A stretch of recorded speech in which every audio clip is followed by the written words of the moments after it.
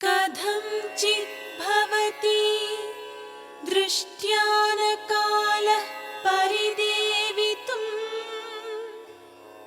इमं मुहूर्तं दुःखानां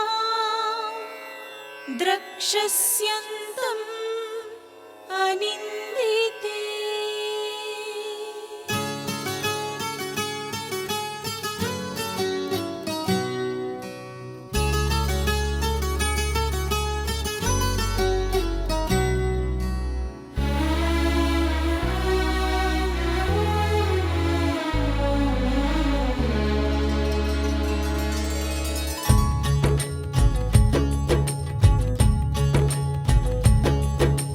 మనసున్న కోర్కెలు ఎల్లలు దాటితే సుందర కాండలే, మమతల మాటున వంచన చేరితే సుందర కాండలే.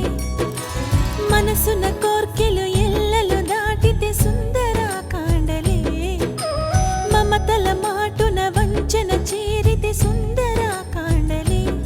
చీకటి కమ్మినా వెలుగయ్యే ఓ కదే సుందర కాండ. మనసున్న కోర్కెలు ఎల్లలు దాటితే సుందర కాండలే, మమతల మాటున వంచన చేరితే సుందర కాండలే.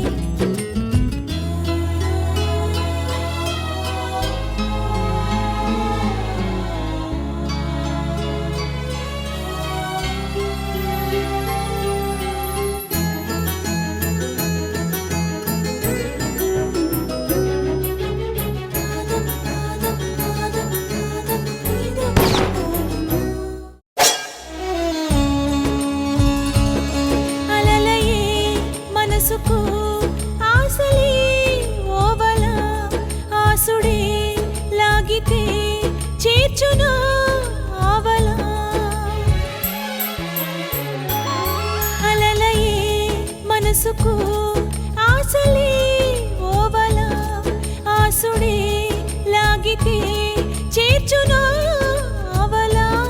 కంటినే తడిపితే చూపదే ఈ కళ, గుండెలో ముళ్ళని మార్చు పూదోటలా.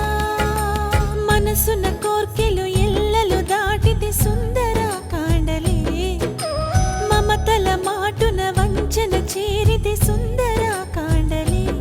చీకటే కమ్మినా వెలుగయ్యే ఓ కదే సుందర కాండ.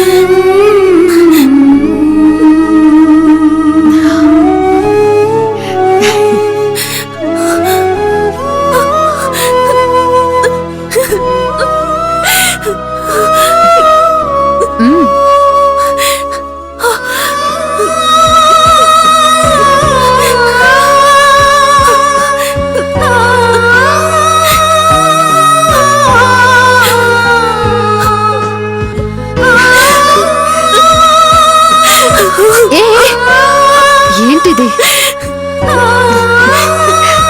బాధపడకు.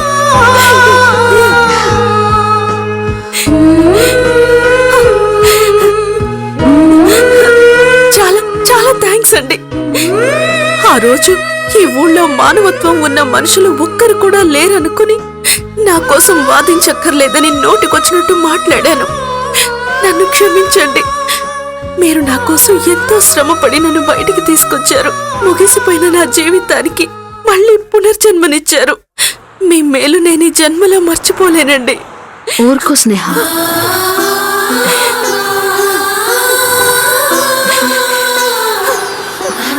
ఏ, నువ్వు మీ ఇంట్లో వాళ్ళతో మాట్లాడలేదు కదా? ఒక్కసారి సంతోషంగా మీ వాళ్ళతో మాట్లాడు.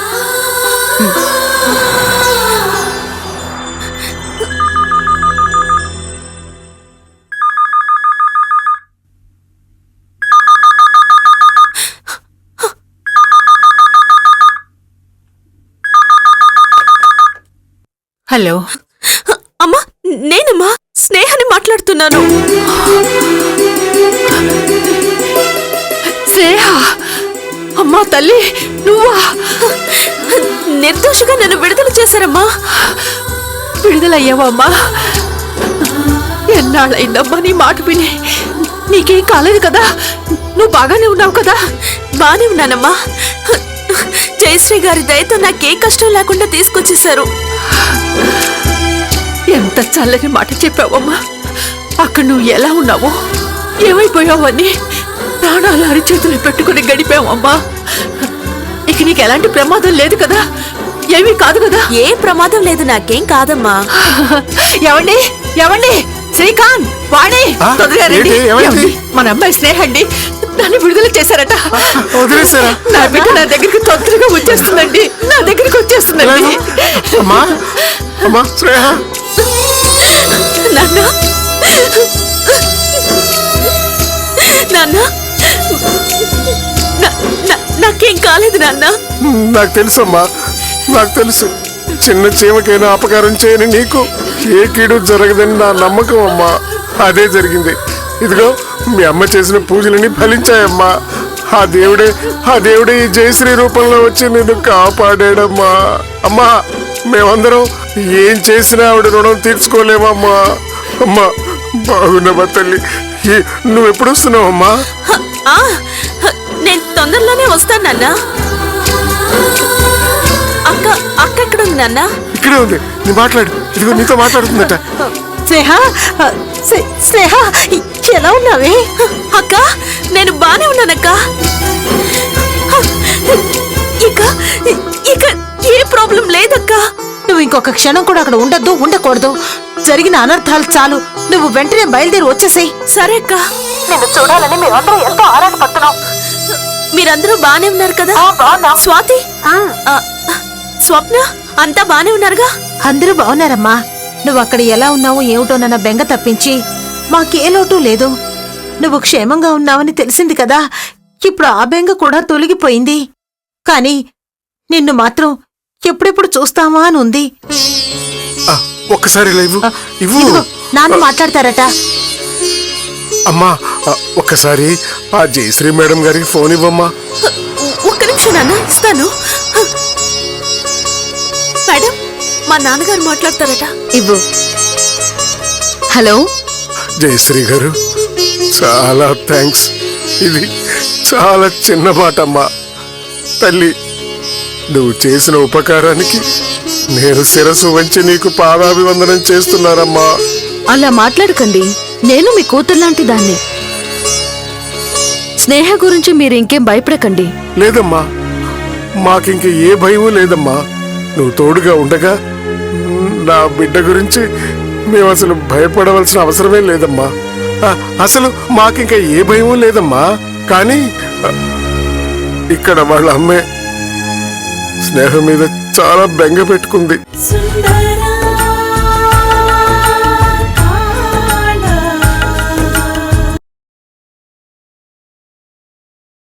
సుందరా కాళ. అమ్మా, వీలైనంత తొందరగా నా బిడ్డని ఇండియాకు పంపించేయమ్మా. వెంటనే మీ దగ్గరికి పంపిస్తాను. ఉంటానండి. రాజు, ఆ భగవంతుడు ఇప్పటికి మన మొర ఆలకించాడు. మన అమ్మాయి మన నట్టింట్లోకి రాబోతోంది. రాకపోయుంటే నేనే పైలోకానికి వెళ్ళిపోయిండేదాన్ని. అసలు అమ్మాయి పరిస్థితి తెలియగానే గుండె ఆగిపోయినంత పనైందండి.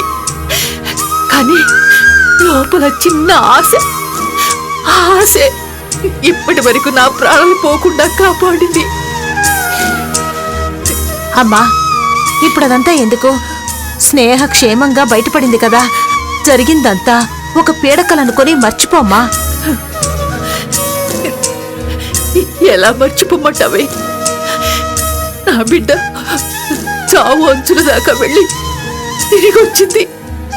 ఇన్నాళ్ళు అక్కడ అదెంత నరక యాతన అనుభవించిందో తలుచుకుంటేనే గుండె తరుక్కుపోతుందండి. రాజ్యం, ఇంకా అలాంటి మాటలొద్దు. చూడు, మనం ఎన్ని కష్టాలు పడ్డా, ముఖ్యంగా స్నేహ ఎన్ని ఇబ్బందులు పడ్డా అవన్నీ ఇప్పుడు తీరిపోయాయిగా. ఇక మనకన్నీ మంచి రోజులే. ధైర్యంగా ఉండండి. భగవంతుడా.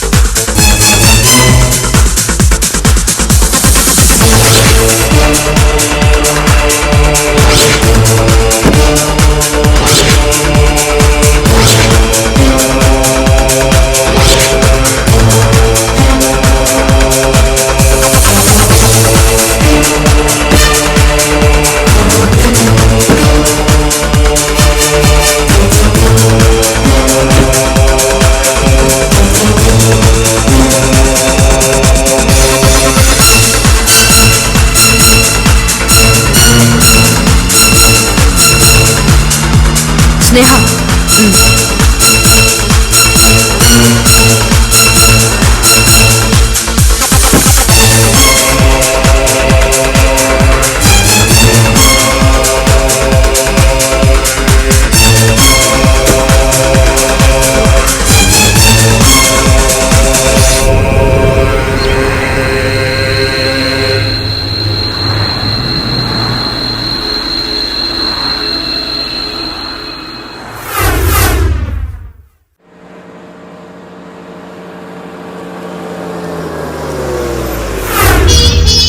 స్నేహ, తను భార్గవి. నమస్కారం అండి. నమస్కారం. నేను నీ కేసు టేకప్ చేయడానికి ఒప్పుకున్నానంటే అందుకు కారణమైన వాళ్ళల్లో భార్గవి కూడా ఉంది. నీ ఫోటోని పేపర్లు చూసిన మొదటి రోజు నుంచి పాపం ఆ అమ్మాయిని చూడు, ఎంత అమాయకంగా ఉంది. ఆ కేసు నువ్వు టేకప్ చెయ్యి అని నా ప్రాణాలు తీసేసింది. చాలా థ్యాంక్స్ అండి. మీరందరూ నా మేలు కోరుకోవడం వల్లే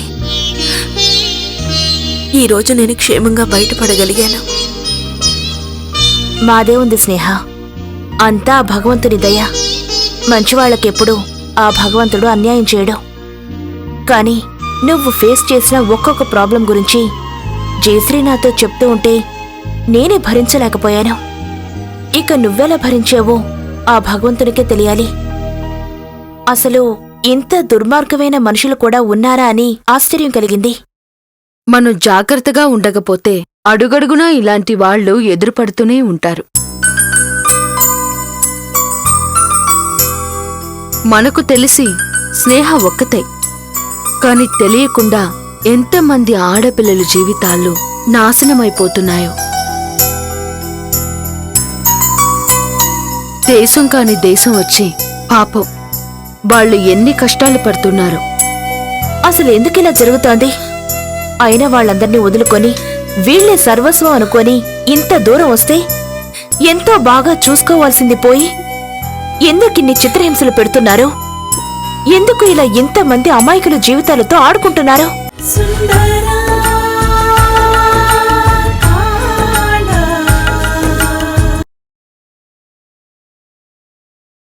సుందరా కాండ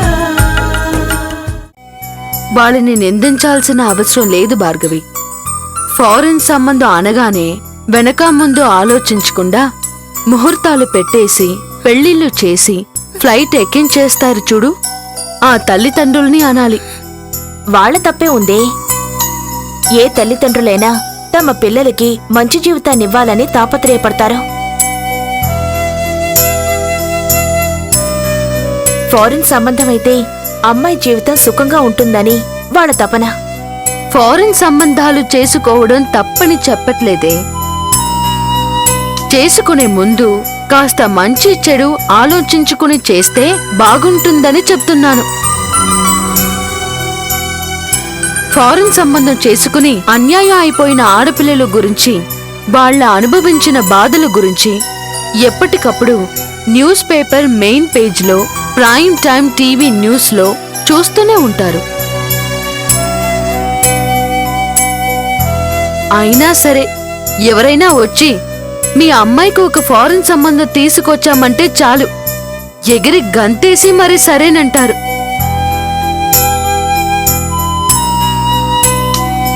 అంతేగాని దేశంగాని దేశం సంబంధం చేసుకుంటున్నా అసలు వాడు ఎవడో, ఎలాంటివాడో, వాళ్ళ అమ్మా నాన్న ఎలాంటి వాళ్ళో ఇవేమీ కనుకోరు.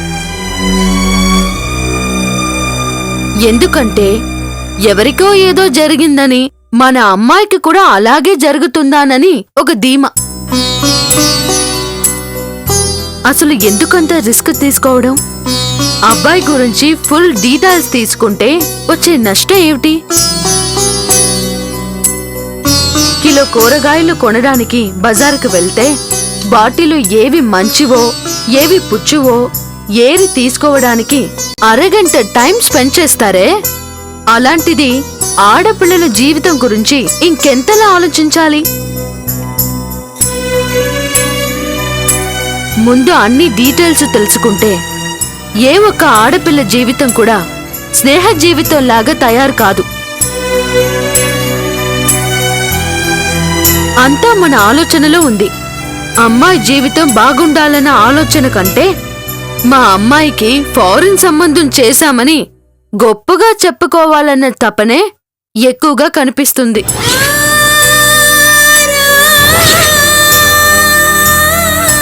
ముందు ప్రతి ఆడపిల్లల్ని కన్న తల్లిదండ్రులు ఆ ఫాల్స్ ప్రెస్టీజ్ నుంచి బయటపడాలి.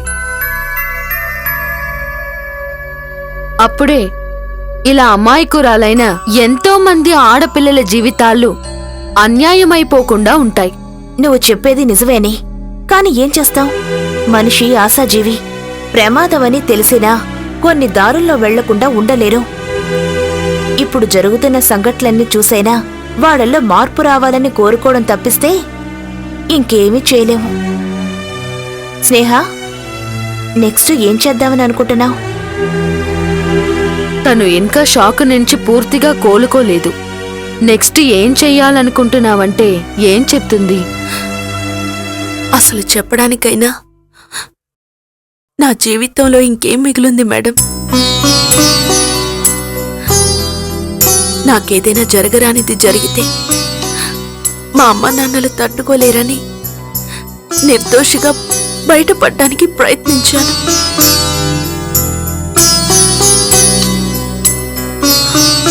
ఇప్పుడు ఇండియాకి తిరిగి వెళుతున్నాను.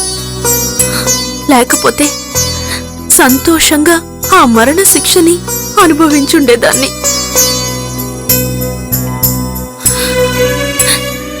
ఇంత జరిగాక ఏ ఆడపిల్లకైనా బతుకు మీద తీపుంటుందా? అసలు బతకాలని ఉంటుందా? స్నేహ, ఇప్పుడేమైపోయిందని అంత వైరాగ్యంగా మాట్లాడుతున్నావు? నీ పరిస్థితి ఏ ఆడపిల్లకి రాకూడదు, నిజమే. అలాగని ఇంతటితో నీ జీవితమే అయిపోయిందని అనుకోవడం మంచిది కాదు. జరిగిందంతా నీ జీవితంలో ఒక చేదు అనుభవం మాత్రమే, అంతేగాని జీవితానికి ముగింపు కాదు. అనుకున్నది సాధించలేని జీవితం, ఆశల్ని నెరవేర్చుకోలేని జీవితం ముగిసిపోయిన జీవితంతోనే సమానం. నా జీవితం గురించి నేను ఎన్నో కలలు కన్నాను, ఎన్నో ఆశల్ని నెరవేర్చుకోవాలనుకున్నాను. నా ఆశల్ని నెరవేర్చుకోలేకపోగా నా మీద నా కన్నవాళ్ళు పెట్టుకున్న ఆశల్ని కూడా నెరవేర్చలేకపోయాను. ఇప్పుడు భర్త నుంచి దూరమైన ఆడపిల్లగా మళ్ళీ నా తల్లిదండ్రులకి భారం కాబోతున్నాను. నీ బాధ నాకు అర్థమైంది స్నేహ. ఒకసారి పెళ్లి చేసుకుని ఆ భర్తకు దూరం అయిపోతే ఇక జీవితమే అయిపోయిందనుకున్న సమాజంలో పెరిగావు నువ్వు. అందుకు ఇంత భయపడుతున్నావు.